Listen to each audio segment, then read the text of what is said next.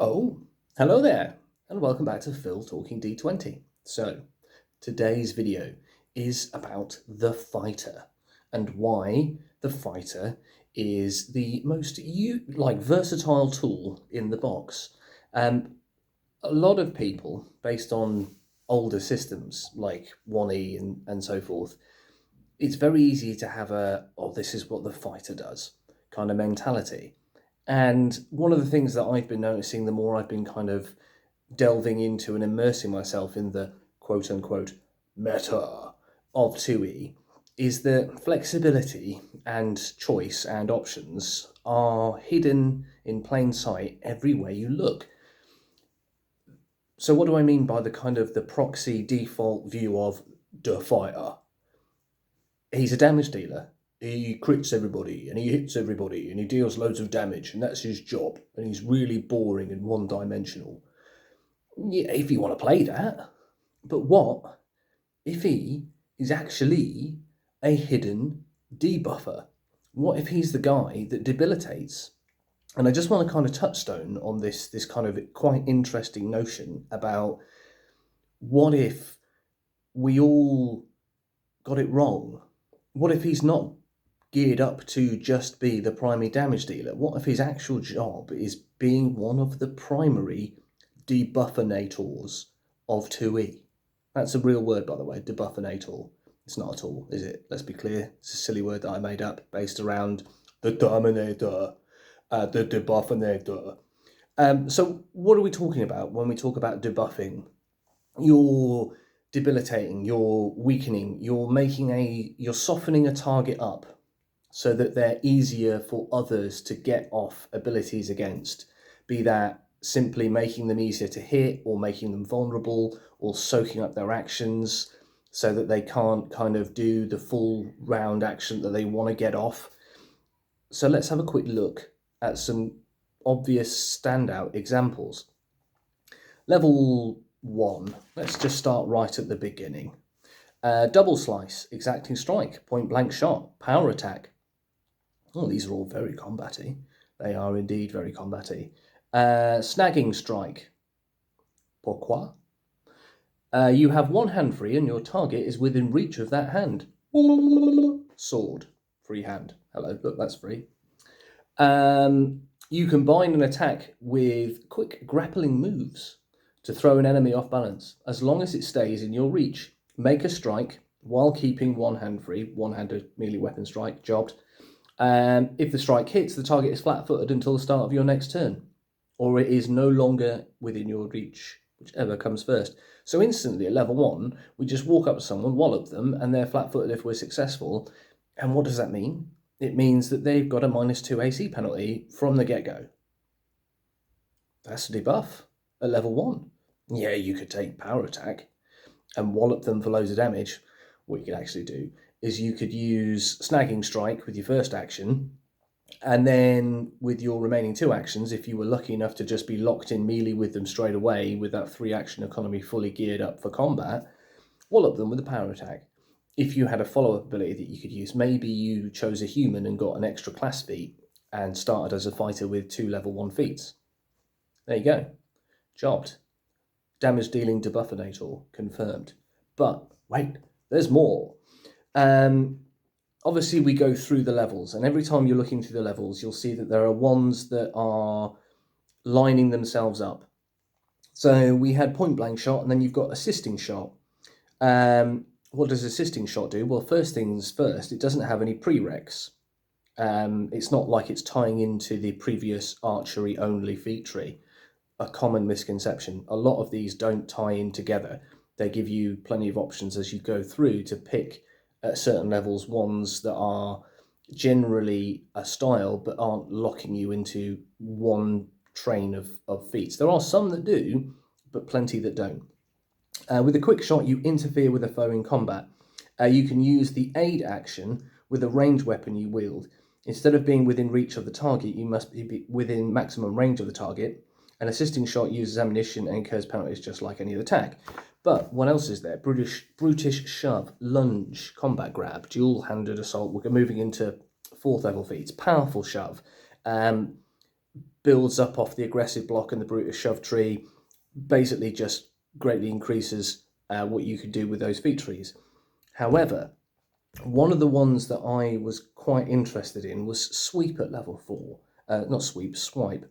You make a wide arcing swing, make a melee strike, compare it up to 2 foes, roll damage once. If you're then getting a sweep trait on a weapon, you get obviously the kind of the benefits of that on top.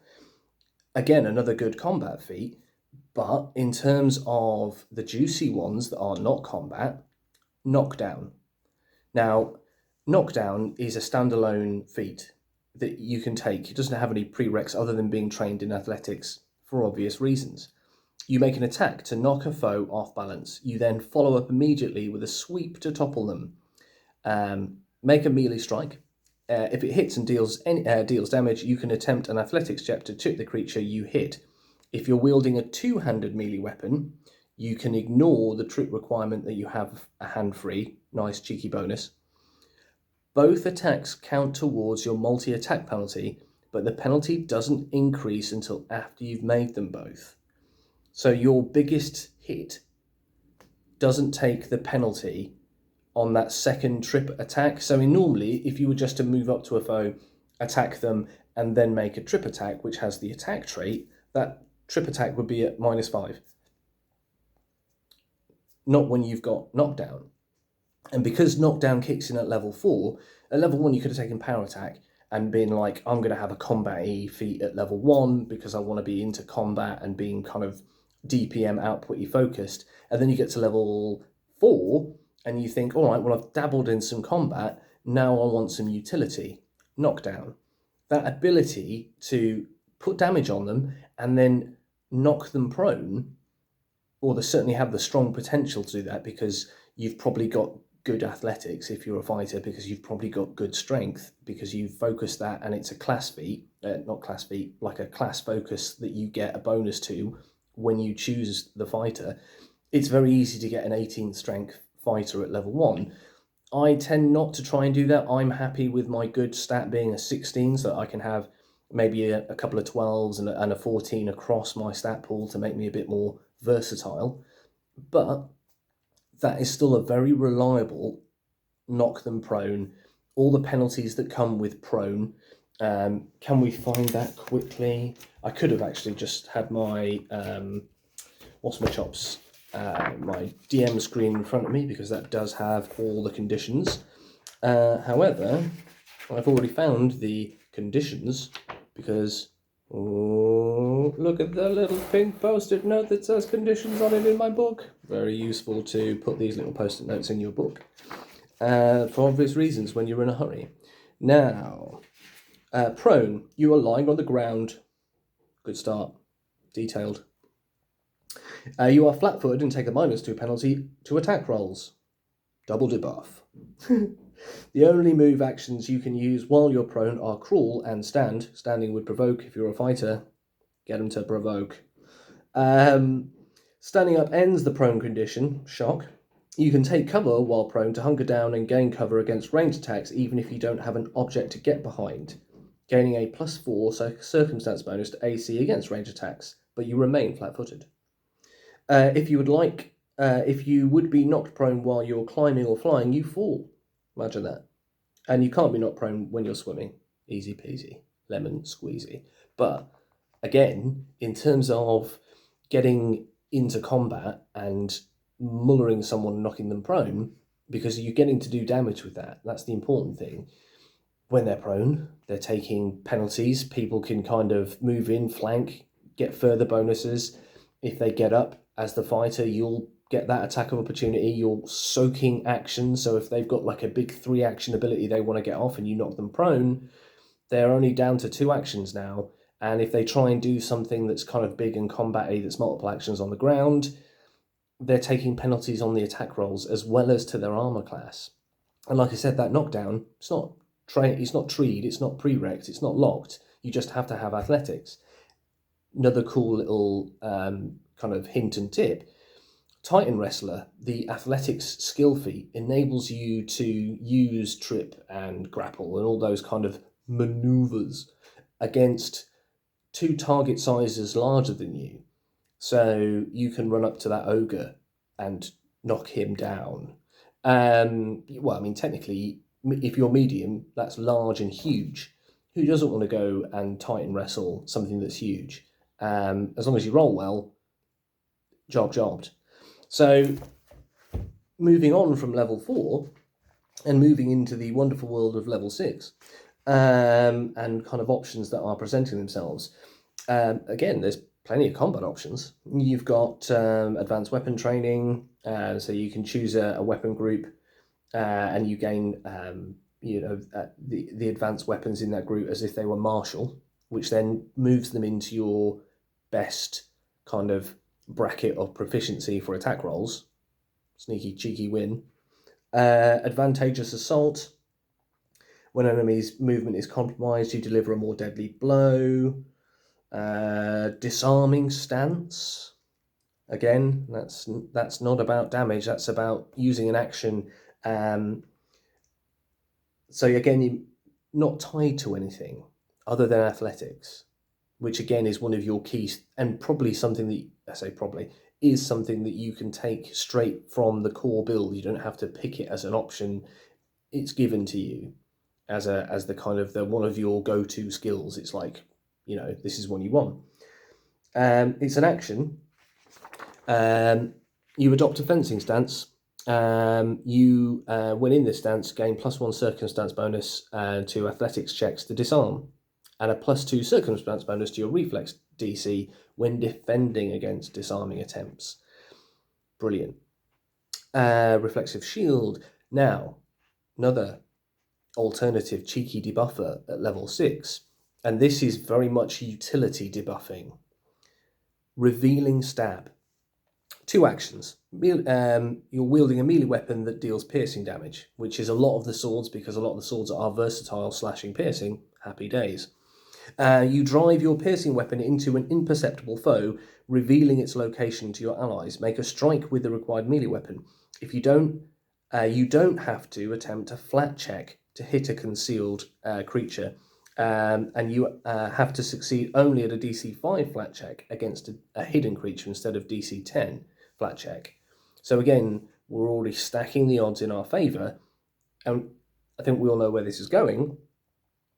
If the target is hidden, other creatures have to succeed only a DC 5 flat check to target it. The creature the creatures need to be able to see your weapon to gain any of these benefits, and the target can't become undetected to anyone who sees your weapon. If the target is invisible, the weapon remains visible while lodged in it.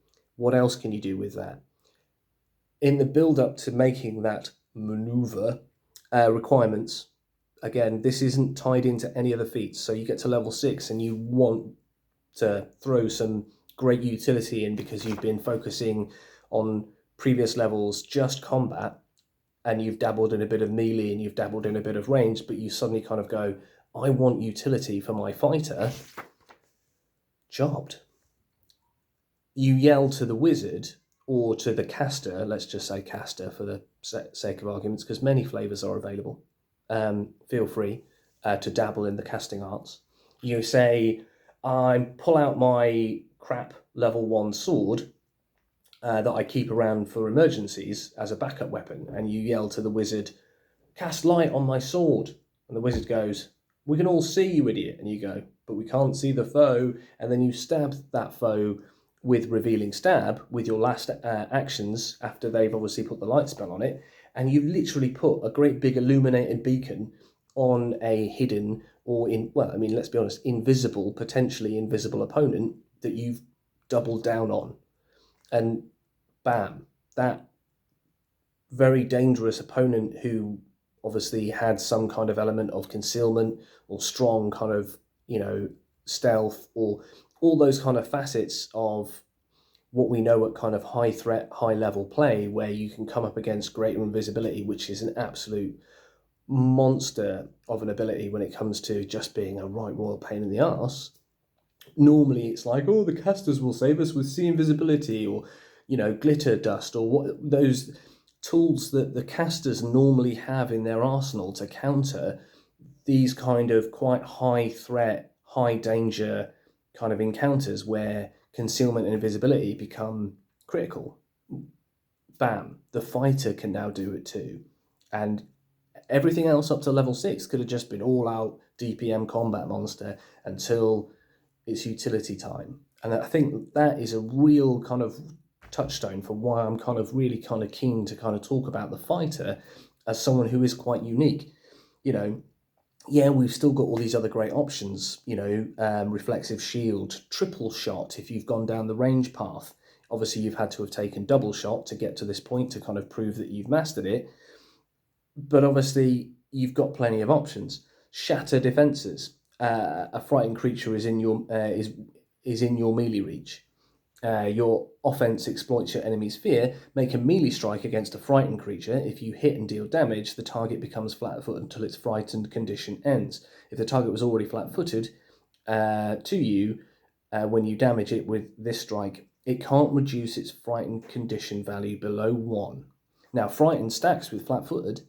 So if you've got someone like a caster, or you've taken demoralize and those kind of feat trees that give you these kind of options to try and shake people, and someone lobs a fear spell at someone and they start at -2, you can really put the hurt on them and enable even greater kind of opportunities for everyone else to then double down on that, because not only are they taking the fear penalty, but they're now suddenly taking the flat-footed penalty. And when we talk about penalties in 2E, we're talking about crit chance increases, because every time you put a penalty onto AC, the reverse is true, you're buffing your chances of critting and hitting. Boom, win-win. I mean, that basically could be -3 to their armor class, which could be the difference between someone in the party getting off a good spell, or one of the not so combat focused characters getting off some damage, and then someone else, maybe a fighter or a barbarian or a champion in the party, critting. Boom. That encounter is going one way and it's in your favor. Now, obviously moving into level 8, you've got Felling Strike. You can attack your attack. Can ground an airborne foe. No prereqs, it's not tied into a feat tree. It's just something that you can focus in on as utility. And again, let's be brutally honest about this. Flying creatures are again a classic high danger, high threat format, because they have a huge advantage against anyone not with a bow or any ranged abilities that are good. If you are a damage dealing melee combatant, and that doesn't have to be fighter, you could be a barbarian or a champion, and you are conversely weak at ranged because you have focused primarily on melee, how do you deal with that thing that just flies 60 foot up, 60 foot up in the air above you, lobbing, arrows from a mounted rider, or fireballs, or a spellcaster sat on top of it firing spells at you? This gives you options. And make a strike, just a strike, so you can use a ranged weapon, because it's not saying make a melee strike. If it hits and deals damage to a flying target, the target falls up to 120 feet. The fall is gradual enough that if it causes the target to hit the ground, the target takes no damage from the fall. If the attack is a critical, the target can't fly, leap, levitate, or otherwise leave the ground until the end of your next turn. Ooh, now that is some powerful utility. So in a way, that is, again, debuffing, because a fly special ability is very powerful. And like I said, that isn't tied into a feat tree. You've not had to take 7 other feats before you can get to that. You just get to level 8 and go, I'll have some utility, please. I'll do a bit of debuffing. Jobbed. So that's only level 8, but I think we can all agree, you can see where I'm going with the fighter. They are a very clever sausage and very, very versatile. So don't get bogged down in the idea of classes being simply what you assume they are based on previous versions.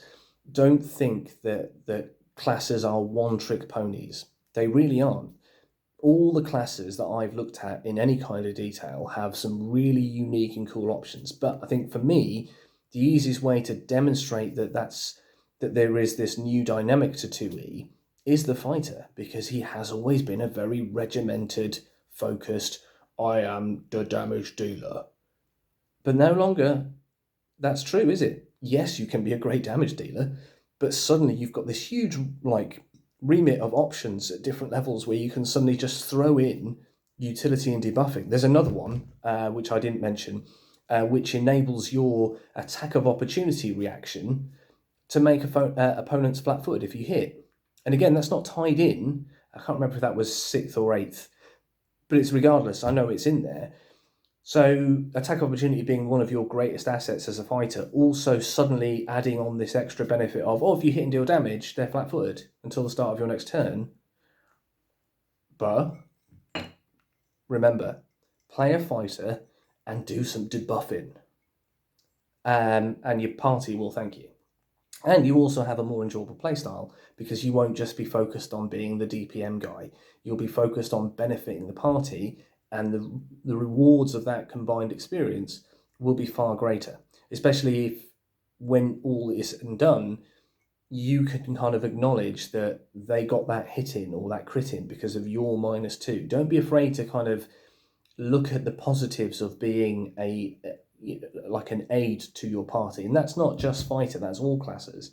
There was an interesting Reddit post where a guy was struggling with his wizard because he didn't feel like he was relevant in certain points of combat against certain types of enemies. And there was some great kind of, talking and back and forthing about, are you kind of looking at these options? What about this? What about that? What about the other? And he was really kind of glad to see that if he changes things up and experiments, he has more options than he anticipated. And I think this is one of the reasons why I want to do this video with the fighter, to kind of break his stereotype. You can escape the DPM kind of trap, if you like, and be a very unique and interesting character. I mean, yeah, you could literally just focus on being a complete and a nightmare debuffer and not be remotely interested in damage, and what kind of almost one-trick pony, various styles of crippling, debilitating, and penalising your foes. A perfectly valid option to consider, and ignore the kind of the ranged or the melee paths altogether in a way. Would it be fun? Yeah, probably. But one of the nice things is you've got options. Have some combat, have some debuffing, make some of that combat ranged, make some of that melee, give yourself options, and stay classy. Hope you had a great new year, and hopefully we have a sneak peek tomorrow at the new Pathfinder playtest. So as soon as that, whatever it may be, because it's at this stage a mystery, is revealed through the mists of time and space, I will obviously post a video up about it. Stay classy, stay safe, and I will see you on the next video. Drop me some comments, drop me some likes, send me out to your friends if you've got friends that play 2E, get them on the channel, and let's keep talking D20. Peace.